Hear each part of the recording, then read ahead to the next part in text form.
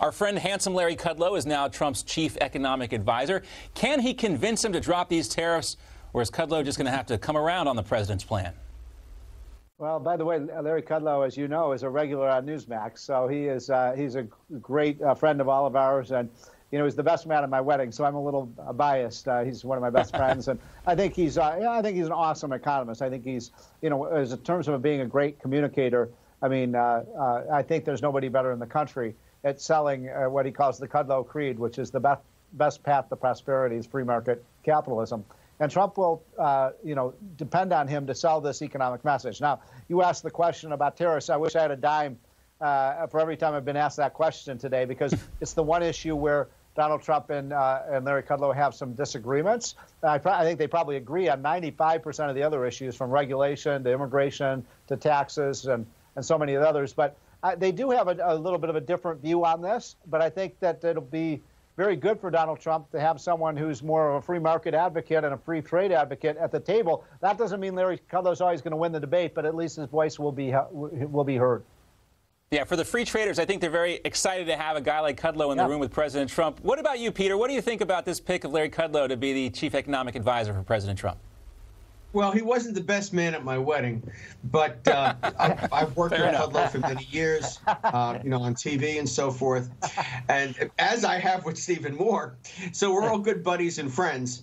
Kudlow is a fine economist, and he disagrees with me and with the president with regard to trade. My position is not as severe as the president, but I think that Kudlow can contribute, that Navarro has failed to provide, is what does the president want? He talks about opening the market. He talks about better access. We do have trade imbalances with Europe and with China. I don't think that Mr. Kudlow would say we don't want to correct those trade imbalances. The question is how. Well, the president is using the tariffs as a lever, as a mallet. So, but the issue is, what does he want in return? If you ask Navarro, he talks about the value-added tax, which is absurd. You need to say what it is that they need to do to open up. And I think that Mr. Kudlow may help the president reframe the question so that it is seen in a more constructive light, and that the industries that deserve some relief here get it. And so, I don't know that this is a for against completely kind of issue. Right, sure. And, Larry obviously knows how to phrase a message and drive a message home because of his success on TV. He can get to these voters. So I think that's also value-added. Hold on. I'm not talking about phrasing. What we've failed to hear from Navarro and from Trump is what they want from the Europeans. What are they after? Right, and that's what I'm saying. And that's what I'm saying, Peter. I think Larry can help craft a message and get that out there. Get that out there. I want to continue to talk about the economy, but transition a little bit to Pennsylvania. Obviously, the economy is booming right now. Trump getting a lot of credit for that, but it did not help the Republican candidate, Rick Cohn, in last night's special election. Trump won bigly there in 2016. I think you see what I did there. But, Steve, does the GOP need to better tailor its economic message before the rest of these midterms in 2018? Is that for me, or? It's for Steve, yes. Oh, yeah. So, look, I think that the left is very energized right now, and their voters are going to go out in the midterm elections through hell or high water. I experienced this in 1994 when Bill Clinton was president, and I experienced it big time in 2010 when Barack Obama was president, and those Democrats lost virtually every seat from local dog catcher to the Senate. Am I optimistic about 2018? Not terribly optimistic. I think the left has all the energy right now. Our side is a bit complacent. We're fat and happy. The economy is doing great. But, I think what really matters, there's way too much attention on 2018. What really matters is 2020. And look, if the economy continues to boom like it's doing right now, Donald Trump will win 40 states in an overwhelming re-election. And do you agree, Peter? No, I don't. I think the Republicans are in real trouble because this is the one time that the economic message is not enough. The economy is doing very well, and I'm very glad for that. I think conservative policies really do work. Say what you want about the tariff. Everything else we're in line on, and the economy is doing much better than it did with Barack Obama. But what people want to know, and this is something Republicans have trouble grasping because they always think about it as more entitlements or something, is a lot of people feel that the economy is not fair. and women in particular.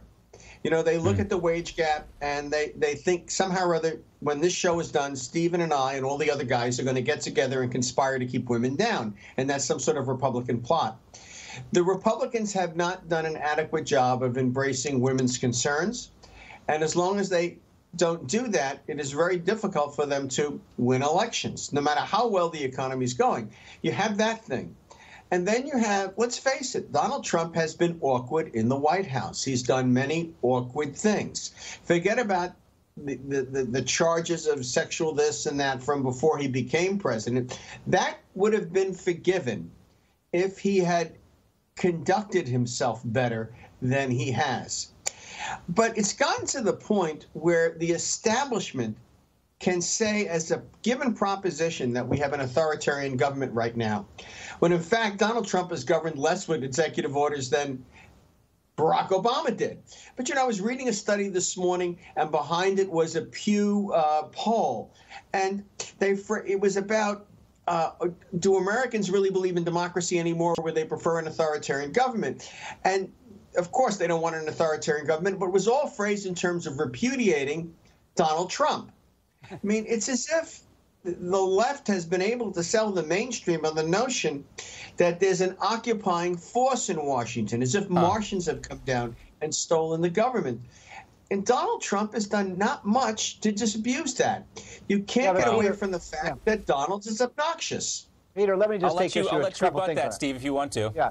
No, it's just 2 points. I mean, one is, look, wages are rising. I mean, the whole point of our tax cut was really to raise middle-class wages. We've seen 5 million workers getting bonuses. People come up to them in the street, you know, and they say, oh, I just got a, $1,500 bonus. People are so excited about this, and that is helping the middle class.